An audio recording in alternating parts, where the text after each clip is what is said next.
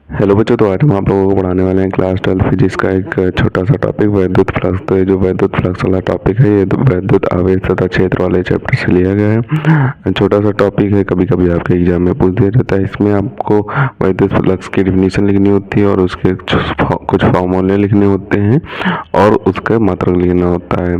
तो 3 चीज़ें लिखनी होती है, 3 नंबर में या फिर 2 नंबर में। ये कभी कभी पूछ दिया जाता है, या फिर डिफिनीशन पूछेगा या फिर उसके फॉर्मूले पूछेगा, या फिर कभी कभी ऑप्शन में मात्रक भी पूछ देता है। तो सबसे पहले वैद्युत फ्लक्स की हम डिफिनीशन देख लेते हैं। तो वैद्युत फ्लक्स की डिफिनीशन जो होती है वो यहाँ पे दी हुई है। तो वैद्युत फ्लक्स की डिफिनीशन में दिया हुआ है कि वैद्युत क्षेत्र में स्थित किसी क्षेत्रफल से अभिलंबवत दिशा में गुजरने वाली वैद्युत बल रेखाओं की संख्या को वैद्युत फ्लक्स कहते हैं। यानी कि जो वैद्युत क्षेत्र होता है उसमें जो अभिलंबवत गुजरने वाली वैद्युत बल रेखाएं होती हैं, उनकी जितनी संख्या होगी, उन रेखाओं की जितनी संख्या होगी, उतनी संख्याओं को वैद्युत फ्लक्स कहेंगे।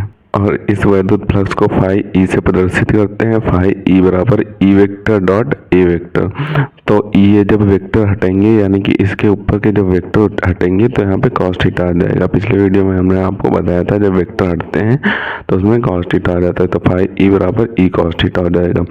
अब जब यहाँ पे सूक्ष्म क्षेत्रफल के लिए सूक्ष्म वैद्युत फ्लक्स ज्ञात करना होगा, यानी कि कोई सूक्ष्म क्षेत्रफल है उसके लिए सूक्ष्म वैद्युत फ्लक्स ज्ञात करना है, तो उसके लिए डी लग जाएगा। डी फाई ई बराबर E vector dot D A vector. तो यहाँ पे ये हो जाएगा, सूक्ष्म वैद्युत फ्लक्स बराबर ये हो जाएगा। और कभी कभी यहाँ पे ई वेक्टर और डी ए वेक्टर की जगह पे थीटा कोण आ जाता है, तब हमें क्या करना है, जब ई वेक्टर और डी वेक्टर के बीच थीटा कोण आ जाए तो हमें करना है यहाँ पे E vector dot D A vector भी लिख सकते हैं या फिर डी फाई ई भी लिख सकते हैं, और बराबर करके आपको लिख देना है E D A cos theta.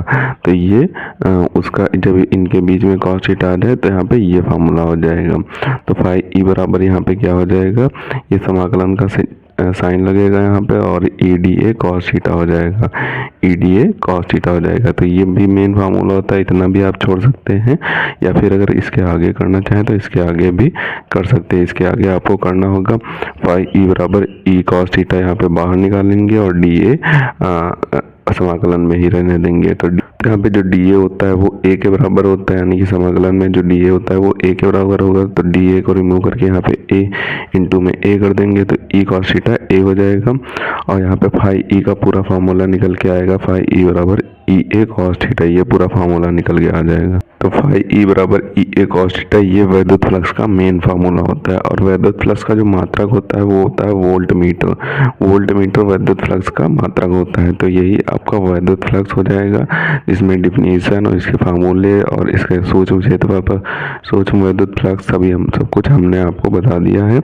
और इसका मेन फार्मूला ये होता है, तो ये भी आपको बता दिया है और इसका मात्रक भी बता दिया है। तो इसका सबसे पहले आप ऊपर से स्क्रीनशॉट कर लें और इसे आपको अच्छे तरीके से तैयार कर लेना है। इसका ऑप्शनल भी बनते हैं और कभी कभी आपका इसका डायरेक्ट क्वेश्चन भी बोल दिया जाता है 3 नंबर या 2 नंबर में। तो सबसे पहले आप ऊपर से इसका स्क्रीनशॉट करें, बचे हुए पार्ट का स्क्रीनशॉट करें और जो नीचे पार्ट बच गया है उसका भी स्क्रीनशॉट कर लें। तो इसके मात्रक को आपको अच्छे तरीके से तैयार कर लेना है और जो इसका मेन फार्मूला है ये भी आपको अच्छे तरीके से तैयार कर लेना है, क्योंकि ये ऑप्शनल में आपके पूछ दिए जाते हैं।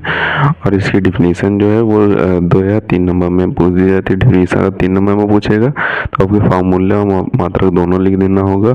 और ये भी पूछ सकता है कि सूक्ष्म क्षेत्रफल के लिए सूक्ष्म वैद्युत फ्लक्स भी लिखिए, तो ये भी आप तैयार कर लें। तो इसे आप अच्छे तरीके से तैयार कर लें, इंपॉर्टेंट हो जाता है, कभी कभी आपके एग्जाम में पूछ दिया जाता है। तो मिलते हैं किसी नए वीडियो में नए टॉपिक के साथ, तब तक के लिए धन्यवाद। और अगर अभी तक आपने हमारे चैनल को सब्सक्राइब नहीं किया है तो सब्सक्राइब जरूर कर लें, क्योंकि हम इसी तरीके से क्लास 12 से रिलेटेड इंपॉर्टेंट टॉपिक पर वीडियो डालते रहते हैं।